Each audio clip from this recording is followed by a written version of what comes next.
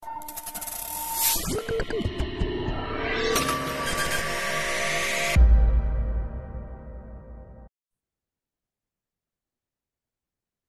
araw mga ka-shoppers. Share lang po natin itong ating merchant suki transactions.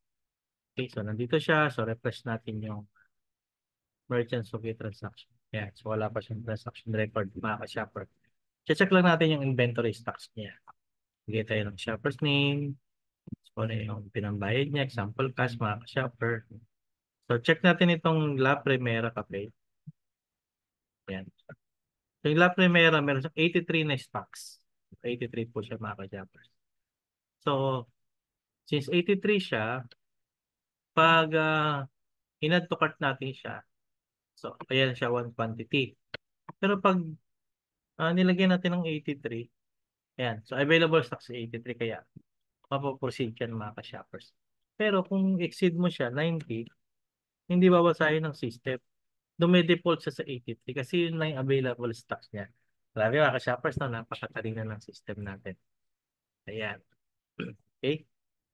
So 1. Ayan. So marketin mo kahit i-zero mo siya, ayan. Hindi siya nagsisiro mga ka-shoppers. Kasi meron siyang stocks eh. Diba? Pero kung mag-itemize tayo ng ibang item, yan, for example, ibang item tayo. Yan.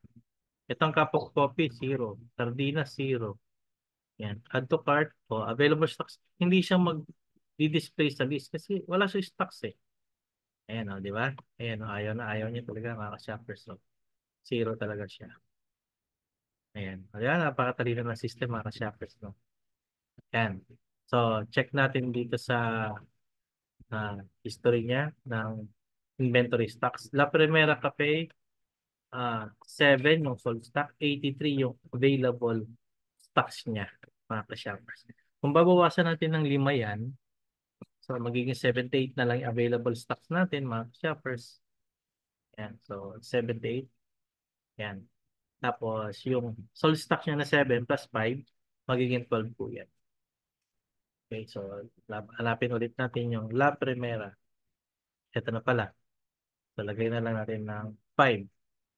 So, yan yung sold stocks niya. Okay, tapos save. Total niya, 1,750. Limbawa, binayad customer, 2,000 yung binigay. So, may 250 split. So, hindi ka naman dito makashop. So, pag submit, ayan. Makikita na natin dito sa ating sold stocks. So, i-refresh natin itong 83. Dapat magiging 78 na lang yan. Itong sold stocks naman, nadagdagan ng 5.